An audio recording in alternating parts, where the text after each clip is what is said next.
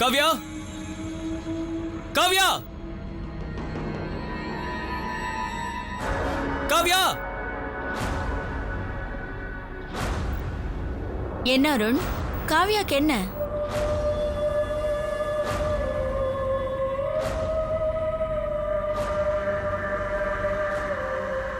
ஒண்ணும் இல்ல. அருணுக்கும் ஒண்ணும் இல்ல, காவ்யாக்கும் ஒண்ணும் இல்ல.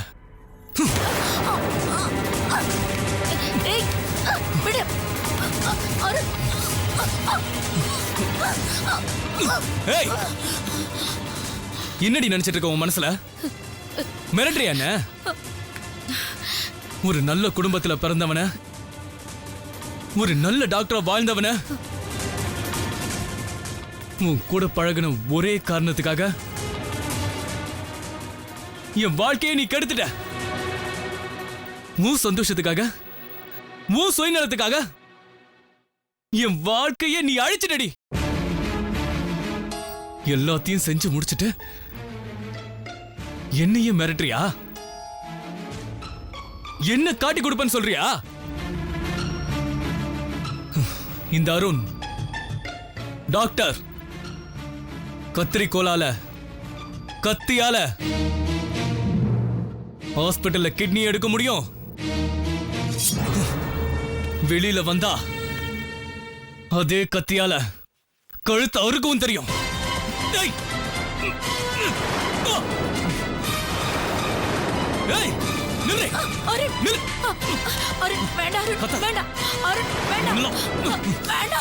உயிரோடய விடக்கூடாது. நான் எதுவும் செய்ய மாட்டேன்.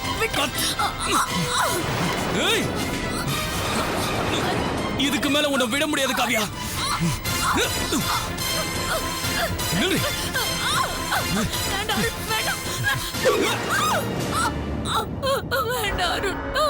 என்ன விட்டுடு, வேண்டாம் ப்ளீஸ், என்ன விட்டுடு ப்ளீஸ், ப்ளீஸ் அருண், என்ன விட்டுடு அருண் ப்ளீஸ், அருண் என்ன விட்டுடு அருண்.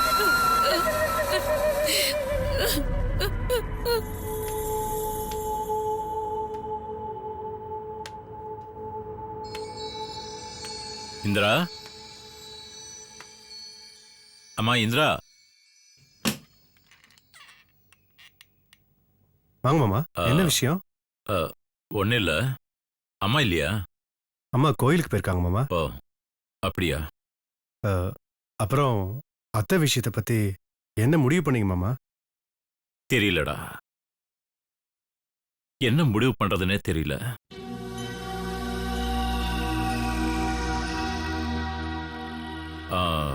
பிரசாத், நீ இந்திரா கிட்ட இத பத்தி பேசுனியா? இல்ல மாமா, பேசல. இத பத்தி பேசினா அம்மா உடைஞ்சிருவாங்க. அத்தைக்கு வேணா அம்மாவை பிடிக்காம இருக்கலாம், ஆனா என் அம்மாவுக்கு அவங்க அண்ணன் தான் உயிர். ஆமாப்பா.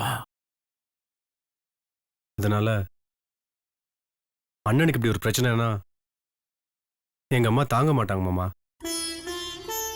அதனால இத பத்தி அவங்க கிட்ட பேசவே கூடாது முடிவில் இருக்கேன். ஏன் மாமா,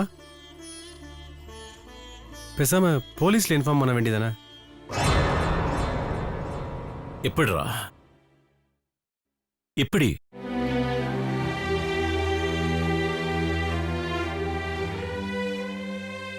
அவமானத்தையும் அசிங்கத்தையும் மனசுக்குள்ள தேய்ச்சிக்கலாம், முகத்துல தேய்ச்சிக்கிட்டு போய் நிக்க முடியுமா? அதுதான்டா உலகத்திலேயே மிகப்பெரிய அவமானம். சமுதாயத்துல ஒரு பெரிய இடத்துக்கு வந்துட்டோம். நிறைய விஷயங்களுக்காக பயப்படணும். ஒரு சின்ன விஷயம் நம்ம குடும்பத்துல நடந்திருந்தா அது வெளியில தெரிஞ்சா அதுக்கு 1000 கதை கட்டிடுவாங்க. அதுக்கு தான் பிரசாத் யோசிக்கிறேன். இல்லைன்னா செஞ்சிருப்பேனடா. எனக்கு தெரியாத போலீஸா? ரகசியமாகவே இதை செஞ்சிருக்க முடியும். ஆனா நாம் அதை ரகசியம்னு நினைப்போம். ஆனா வெளிச்சம் போட்டு வெளியில சொல்லிடுவாங்க. இதுதான்டா உலகம். நாளைக்கு அவன் என்னை மதிக்கவே மாட்டான். பொன்னாட்டிய தொலைச்சவன் தானே, இவனுக்கு எதுக்கு மரியாதை அப்படின்னு அவன் மனசுக்குள்ள ஓடிக்கிட்டே இருக்கும். வெளியில சிரிப்பான், உள்ளுக்குள்ள அசிங்கப்படுத்திக்கிட்டே இருப்பான். அதனால தான்டா என்ன பண்றதுன்னு தெரியலடா. மாமா, உங்களுக்கு இப்படி ஒரு நிலைமையா? என்னடா பண்றது?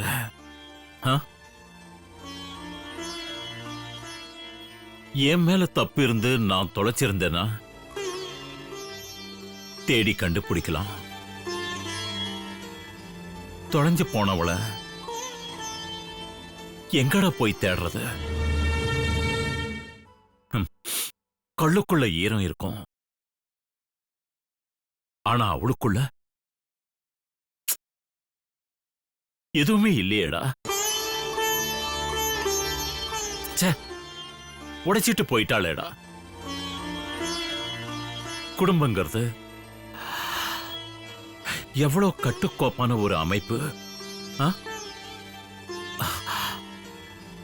அவ அத அப்படியே உடைச்சிட்டாளேடா.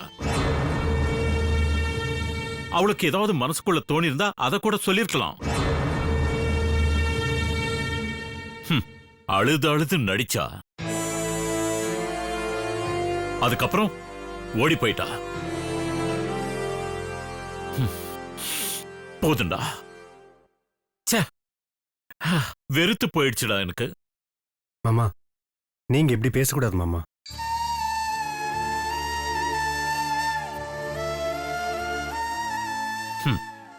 வாழ தெரிஞ்சவனுக்கு தோரணம் தேவையில்லை, வாழ்ந்தவனுக்கு தோரணமும் தேவையில்லை, ஆரணமும் தேவையில்லை. அதே மாதிரிதான் மரணத்துக்கு தெரியாது வாழ்க்கையோட பிறப்பு, பிறப்புக்கு தெரியாது வாழ்க்கையோட இழப்பு. அதுதான்டா என் நிலைமை. சத்தியமூர்த்தியோட கௌரவம், சத்தியமூர்த்திக்கு இருக்கிற ஒரு கர்வம் எல்லாத்தையும் உடைச்சு எரிஞ்சிட்டு போயிட்டாடா. இனிமே நான் தான்டா முடிவு பண்ணணும் என் வாழ்க்கைய. என்ன பண்ண போறீங்க மாமா? ஆத்துல மூழ்கினவன் அந்த நீரோட்டத்துக்கு எதிராக போராடி ஜெயிக்க முடியாது. ஆறு போற போக்குல தான் போகணும். சவப்பெட்டிகளை சமாதியில வைக்கலாம், ஆனா சமாதிக்காக சவப்பெட்டியை செஞ்சு வைக்க முடியாதுல்ல. என்ன மாமா இப்படி பேசுறீங்க? வலிடா, மனசுக்குள்ள இருக்கிற வலி. தாம்பத்தியங்கிறது தப்பிச்சு போறதோ வழி தெரியாம தவறி போறதோ இல்ல, நிஜமா வாழணும்டா. மகள் மேல கோபம் இருந்தா அந்த கோபத்தையோ வருத்தத்தையோ அவகிட்ட காட்டணும். இல்ல வெளியே சொல்லாம மனசுக்குள்ளேயே வச்சுக்கிட்டு அவளை சரி பண்ண முயற்சி பண்ணணும். நெருப்பால சூடு போடுற மாதிரி வார்த்தைகளால சுடக்கூடாது. கவிதா வளர்ந்த புள்ள,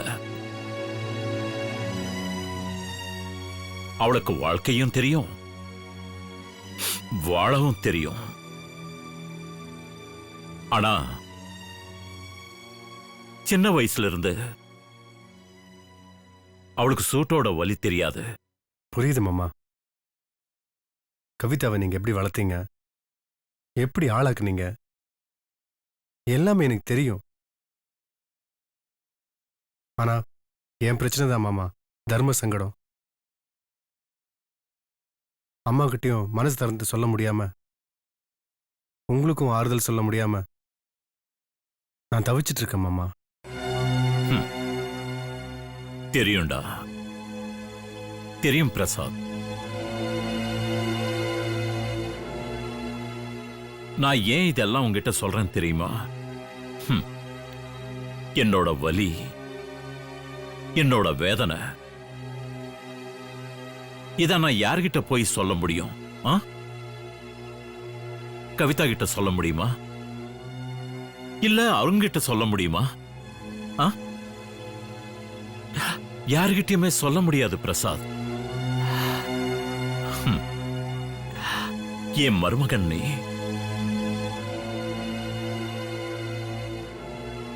என் பாரத்தெல்லாம் உன் தோல்ல தாண்டா தூக்கி வைக்க முடியும். அதனால்தான் சொல்றேன்,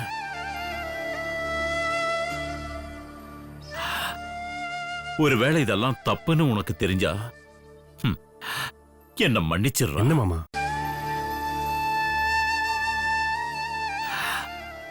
இதுக்கு மேல எனக்கு எதுவும் சொல்ல தெரியல. வரம் பிரசாத், என் மனசை இறக்கிட்டேன், உன் மனசுல ஏத்தி விட்டுட்டேன். தெரியல பிரசாத், சின்ன வயசுல இருந்து உன்னை வளர்த்தவன்டானா. இவ்வளவு பெரிய பாரத்தை உன் மேல சுமத்த வேண்டிய சூழ்நிலை வரும்னு நான் நினைக்கவே இல்லடா. சரி, நான் வரேன்.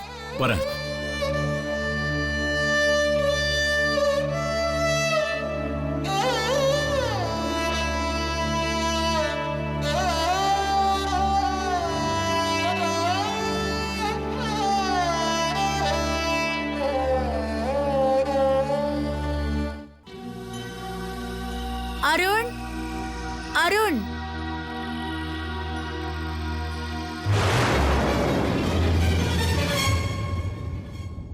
என்ன என்ன விஷயம்? எதுக்காக இங்க வந்திருக்க? உன்னதான் நான் வரக்கூடாதுன்னு சொல்லியிருக்கேன்ல, என் பையனை பார்க்க கூடாதுன்னு சொல்லியிருக்கேன்ல, என் பையனோட பழக கூடாதுன்னு சொல்லியிருக்கேன்ல, அதுக்கப்புறம் எதுக்காக இங்க வந்த? அட்வொகேட் சார், இத நீங்க உங்க பையன் கிட்ட சொல்லிருக்கணும். என்ன சொல்ற? ஒரு ஃபைல் கொடுத்தேன் உங்க பையன் கிட்ட. அவனுக்கு கோவம் வந்துருச்சு, கத்திய தூக்கிட்டு வந்துட்டான். என்னது? கத்திய தூக்கிட்டா? ஆமா, கொல்ல வந்தான். என்ன கொல்ல வந்தான். கேட்டதுக்கு என்ன தெரியுமா சொன்னா? எங்க அப்பா ரொம்ப பெரிய அட்வொகேட், கிரிமினல் அட்வொகேட்னு சொன்னான். நான் என்ன பண்ணாலும் எங்க அப்பா என்ன காப்பாத்திடுவார்னு சொன்னான். நான் ஒரே ஒரு விஷயம் கேட்கணும். ஏன் சார், நீங்க இதுக்காகவா கிரிமினல் லாயர் ஆனீங்க? உங்க பையனை காப்பாத்தவா? உங்களுக்கு தெரியாதா? கிரிமினல் லாயருங்கிறத மிகப்பெரிய பொழப்பு. அதை விட்டுட்டு உங்க பையன் பண்ற தப்புக்கெல்லாம் அவனை காப்பாத்திக்கிட்டு அதுக்காக ஆர்கியூ பண்ணிக்கிட்டு இது உங்க வேலையா? வாய மூடு. யார்கிட்ட என்ன பேசுறேன்னு உனக்கு தெரியுமா? தெரியாம பேசாத. சத்தியமூர்த்தி. சத்தியமூர்த்தினா யாருன்னு தெரியுமா? அருணோட அப்பாவா தான் உனக்கு தெரியும். ஆனா நான் மிகப்பெரியவன். கோட்டு போட்டு கோர்ட்டுக்குள்ள போய் நின்னா எல்லாரும் அதிருவாங்க. அவன்தான் இந்த சத்தியமூர்த்தி. ஒரு வழக்கன்னா அவன் போய் நின்னுட்டான்னா அந்த வழக்கு தோக்காது. தோத்ததே கிடையாது. ஜெயிச்சு வந்துதான் வீட்டுக்குள்ள நுழைவன். அப்படிப்பட்டவன் நான். ஓ, அப்படியா? இதத்தான் உங்க பையன் சொன்னாரா? அதனாலதான் கத்திய காட்டி மிரட்டினாரா? கழுத்துல வச்சு கொன்னுடுவேன்னு சொன்னாரா? சொன்னானா? சொல்லிட்டானா? அப்போ அவங்கிட்ட நான் தான் பேசணும். உன்னை எப்படி கொல்றதுன்னு நான் தான் ஐடியா கொடுக்கணும். ஏன்னா உன்னை கொன்னாதான் அவன் வாழ்க்கை நடக்கும்னா அத இந்த சத்தியமூர்த்தி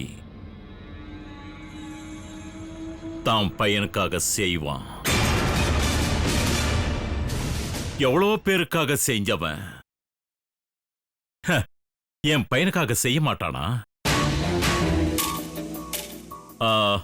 உன் பேர் என்னம்மா? காவ்யா. காவ்யா வாழணும்னா அமைதியாயிரு. நீ சாதாரணமா ஓவியம் ஆகணும்னு முடிவு பண்ணினேன்னு வச்சுக்க, கொன்னுடுவேன். என்ன புரியுதா? ஆமா, உங்க அப்பா யாரு? தெரியாது. உங்க அம்மா யாரு? தெரியாது. உங்க அப்பாவும் தெரியாது, உங்க அம்மாவும் தெரியாது. அப்படி ஒரு அனாதை நீ வந்து என் புள்ளைய மடக்கி போட்டுக்கிட்டு என் குடும்பத்துக்குள்ள உள்ள வரலான்னு நினைச்சுக்கிட்டு இருக்க. காவ்யா, மறந்துடு. வளர்ந்து வந்த வாழ்க்கையும் வாழப்போற வாழ்க்கையும் மறந்துரு. ஏன் தெரியுமா சொல்றேன்? இந்த சத்தியமூர்த்தி வழக்காடி பல பேரை காப்பாத்திருக்கான். பல பேரை உள்ள தள்ளிருக்கான். பல பேரை காலி பண்ணிருக்கான். நான் அட்வொகேட் மட்டும் இல்ல, கிரிமினல் அட்வொகேட். கிரிமினல் அட்வொகேட் மட்டும் இல்ல, கிரிமினல். ரத்தத்துக்கு எனக்கு விலை கொடுக்கவும் தெரியும், ரத்தத்தை விலை கொடுத்து வாங்கவும் தெரியும். புரிஞ்சுதா? என் குடும்பம், என் பையன். விளையாடாத. வாழ்க்கையோட அர்த்தம் உனக்கு புரியாது. மரணத்தோட அர்த்தம் உனக்கு தெரியாது. கட்டிடுவேன். உனக்கு ஒரு சமாதியை கட்டிடுவேன்.